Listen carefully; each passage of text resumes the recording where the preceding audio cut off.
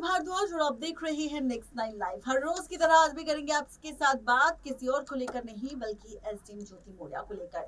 ज्योति मौर्य का मामला इस वक्त इतना ज्यादा तूल पकड़ रहा है कि हर कोई इस मामले की तह तक जाना चाहता है, हर कोई इस मामले पर अपनी राय दे रहा है, तो कोई इस मामले की अपडेट जानना चाहता है। ऐसे में अब एक और अपडेट सामने आ चुकी है। दरअसल ज्योति मौर्य आलोक मौर्य के खिलाफ एक नया नोटिस जारी किया गया है। नोटिस के तहत आलोक और ज्योति मौर्य को दोनों को साथ पेश होना होगा पुलिस स्टेशन यानी कि जांच टीम के आगे और अपना बयान दर्ज करवाना होगा।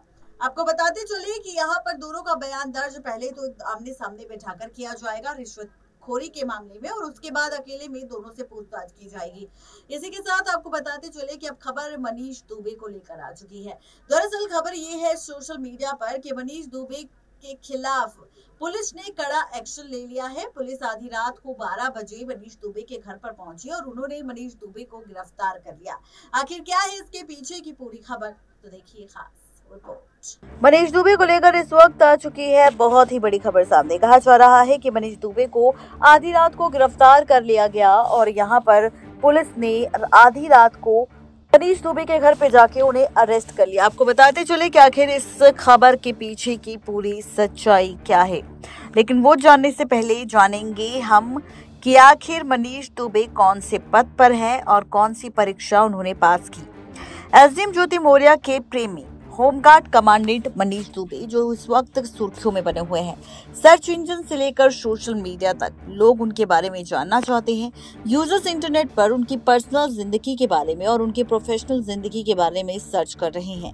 कई लोग उनकी पढ़ाई और सिविल सर्विसेज एग्जाम में रैंक और उनके पोस्ट के बारे में चर्चा कर रहे हैं। ऐसे में आज हम इस रिपोर्ट में आपको उनकी यूपीपीएससी परीक्षा में आई रैंक पैच इस रिपोर्ट में आप सबको मनीष दुबे की यूपीपीएससी परीक्षा में आई रैंक के बारे में बताएंगे। जी हां, बिल्कुल ठीक सुन रहे हैं आप।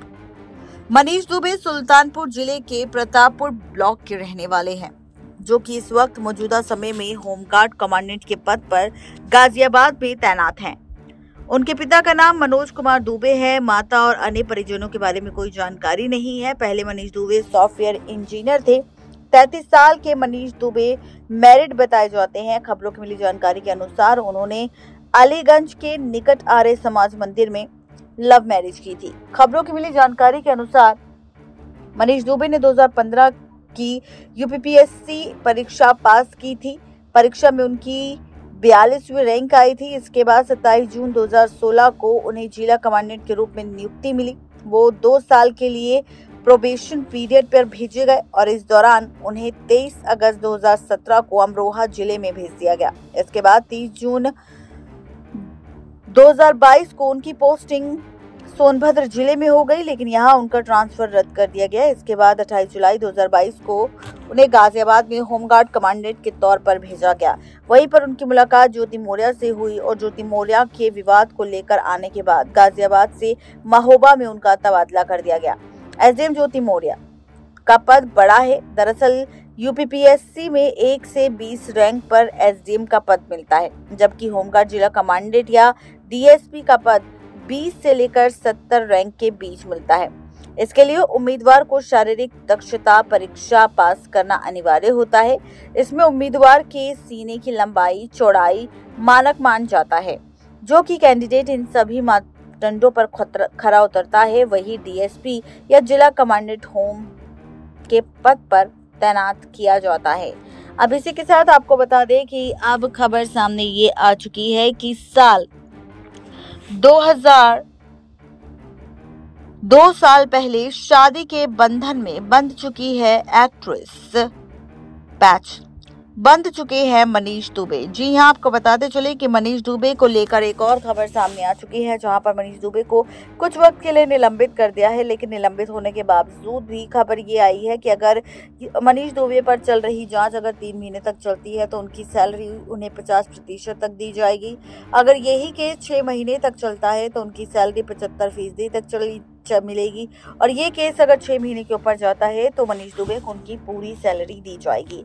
इसी के साथ ये भी बताया जा रहा है कि मनीष दुबे को सिर्फ सैलरी नहीं बल्कि सैलरी के साथ साथ और भी कई सारी चीजें सौंपी जाएगी, जैसे कि मनीष दुबे को जो सरकारी गाड़ी और सरकारी आवास मिला है वो भी मनीष दुबे इस्तेमाल कर सकते हैं निलंबित होने के बाद भी। उनसे ये सब कुछ नहीं छीना जाएगा। इसी के साथ ये भी कहा जा रहा है कि उन्हें जो वो सरकारी सेवा मिली है, जो नौकर वगैरह मिले हैं उस सेवा के लिए, वो भी उन्हें मिले रहेंगे और उनकी फैसिलिटीज, उनकी सर्विसेज भी उन्हें मिलती रहेगी निलंबित होने के बाद भी। अब इसी के साथ यहाँ पर सवाल उठ रहे थे मनीष दुबे के साथ साथ उनकी पत्नी तनु पराशर को लेकर। तो वहीं अब खबर आ चुकी है तनु पराशर को लेकर। दरअसल तस्वीरें आई है सामने तनु पराशर की, और तनु पराशर के साथ साथ ये तस्वीरें आई है सामने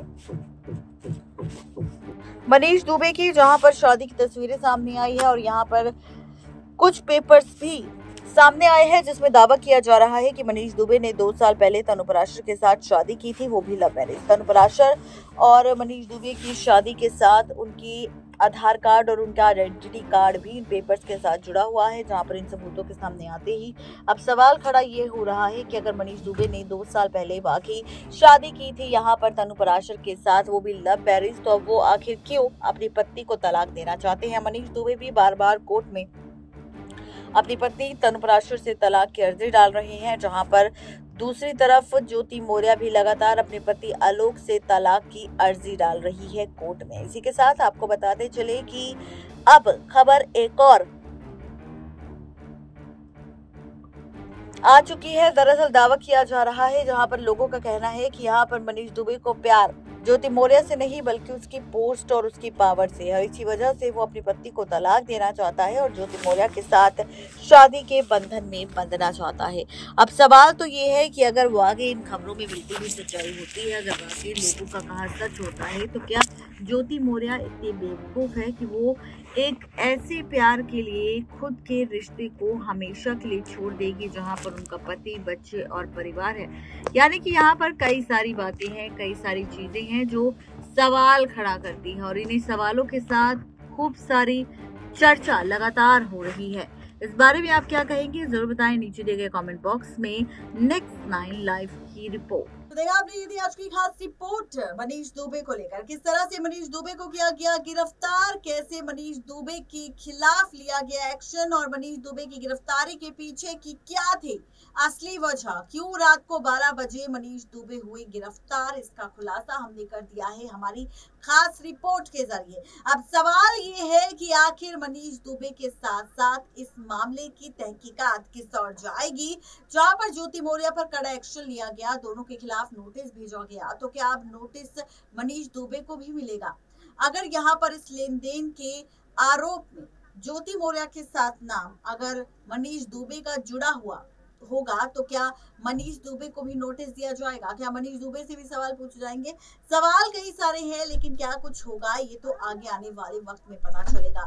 तो आप सबको हमारी ये रिपोर्ट आखिर कैसी लगी ये जरूर बताएं नीचे दिए गए कमेंट बॉक्स में। आज के लिए सिर्फ इतना ही, तब तक के लिए दीजिए इजाजत, शुक्रिया।